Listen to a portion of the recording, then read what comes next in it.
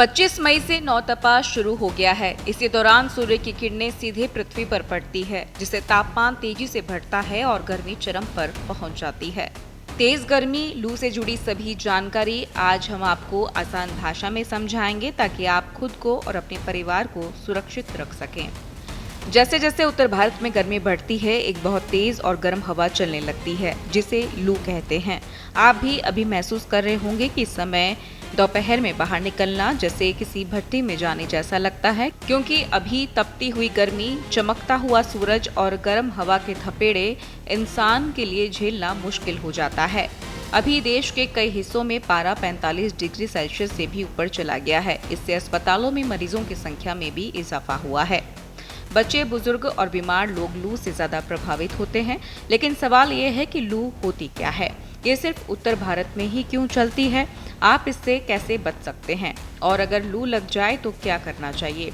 ये सब जानकारी आज हम आपको आसान भाषा में समझाने वाले हैं, ताकि आप खुद को और परिवार को सुरक्षित रख सकें। लू एक बहुत गर्म और सूखी हवा होती है, जो गर्मियों में उत्तर और उत्तर पश्चिम भारत में चलती है, खासकर मई और जून में। ये हवा ज्यादातर दोपहर में चलती है, जब सूरज बहुत तेज होता है, और ये शाम तक चल सकती है। जब सूरज की तेज धूप जमीन को बहुत गर्म कर देती है, तो जमीन के ऊपर की हवा भी गर्म और सूखी हो जाती है। ये गर्म हवा धीरे धीरे चलने लगती है और इसे ही लू कहा जाता है। राजस्थान, पंजाब, हरियाणा, उत्तर प्रदेश, दिल्ली और मध्य प्रदेश जैसे इलाकों में ये लू अक्सर चलती है।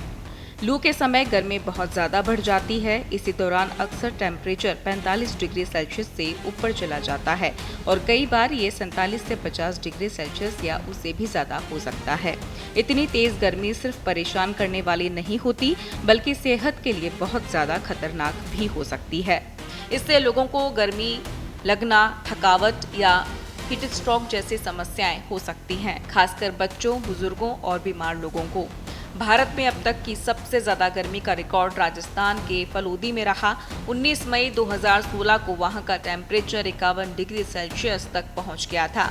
ये अब तक भारत में दर्ज किया गया सबसे ज्यादा टेम्परेचर है, जो ये दिखाता है कि लू कितनी खतरनाक हो सकती है।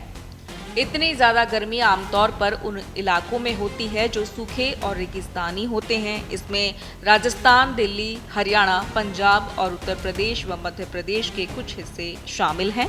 इन जगहों पर जमीन जल्दी गर्म हो जाती है, क्योंकि वहाँ पेड़ पौधे कम होते हैं और मिट्टी सूखी होती है। जब तेज धूप पड़ती है और हवा भी सूखी होती है, तब लू जैसी गर्म हवाएं चलने लगती है, जो मौसम को और भी तपता बना देती है। जिन लोगों को पहले से ही कोई ना कोई बीमारी है, उनका लू से पीड़ित होने का खतरा भी ज्यादा होता है। दिल की बीमारी, डायबिटीज या सांस की समस्या से जूझ रहे लोगों को भी लू से ज्यादा नुकसान हो सकता है, क्योंकि उनका शरीर गर्मी सहन नहीं कर पाता। लू से बचने के लिए आपको कुछ जरूरी बातें ध्यान में रखनी चाहिए, जैसे पानी खूब पिएं, दिन भर ज्यादा से ज्यादा पानी पिएं। लू के कारण शरीर से पानी जल्दी निकल जाता है, इसलिए डिहाइड्रेशन हो सकता है। इससे बचने के लिए बार बार पानी पीना जरूरी है।